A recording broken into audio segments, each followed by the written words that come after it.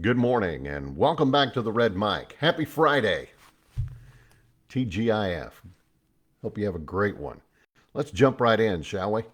These Red Mic messages are leadership and life lessons I picked up from 25 years as a public servant, 16 years as a youth football coach and scouting volunteer, and 10 years as a mediocre athlete with far more heart than actual physical ability. Today's Red Mic message: Deloitte Last Archetype, the Guardian. Stability in a chaotic world. Guardian types. What are they? Who are they? What do they do? Well, they value order, structure, and discipline. They focus on a lot of the fine details that maybe the others overlook. And having them on your team can help bring a stability to what's going on when maybe there's chaos. When things are flying around all over and they're right there in the center of the storm and they're like, all right, we can do this. Let's bring this on.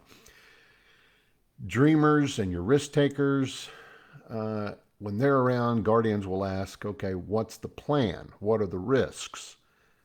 They're level headed when maybe other people are heading towards a cliff.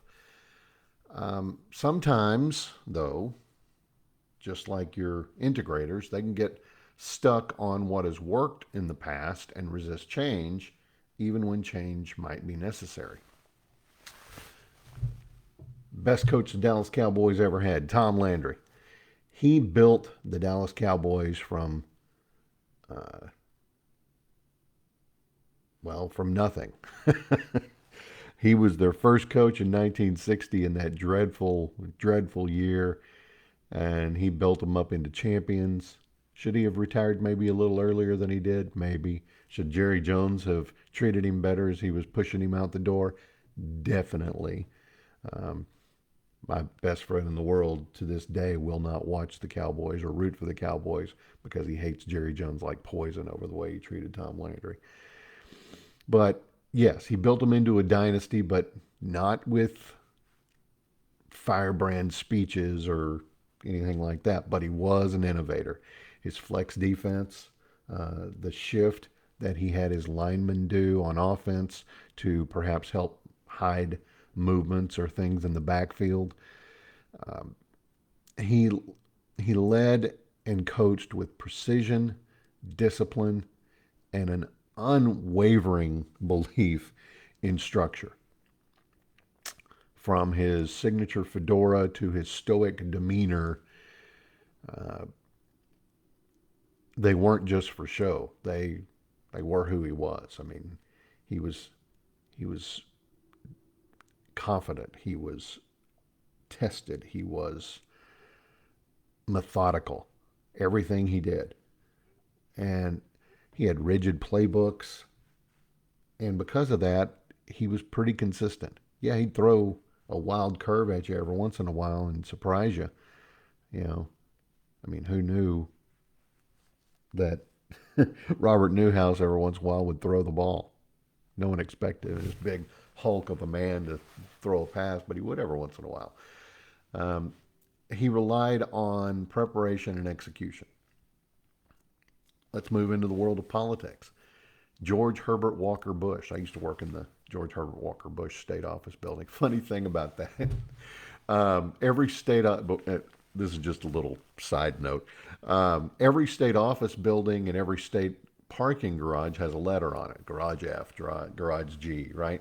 Well, when they built the George Herbert Walker Bush State Office building a few years ago, they had to have done this on purpose, I think. The garage in that building is Garage W. You can't tell me that was an accident. If I ever get an opportunity to see the younger President Bush, I'm going to ask him about that. Say, hey, how'd you get him to name that garage after you? And he's going to go, what? I'm going to go, yeah, it's Garage W.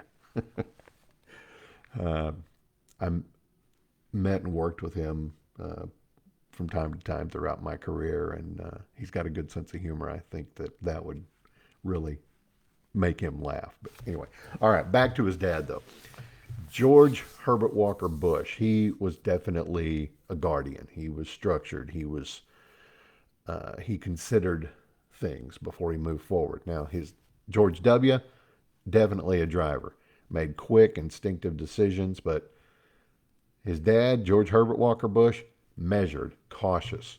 He built coalitions, he valued diplomacy, and he analyzed everything he did.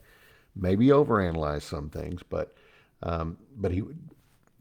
he'd gather his information, he'd consider the consequences, and then he would act deliberately. Some criticized him for being too cautious, but his steady guardian approach really is why the first Gulf War was as successful as it was. It was done with precision. It was done with restraint. Now, guardians, as I said at the top of all of this, they sometimes will get mistaken for integrators, but there's a big difference. Integrators prioritize relationships and consensus, while guardians prioritize stability and structure. An integrator might say, well, how is this going to affect the team? Where the guardian is going to say, does this decision have legs? How is this decision going to work out long term? So, a couple of things. If you're a guardian, remember, stability is good, but progress is necessary.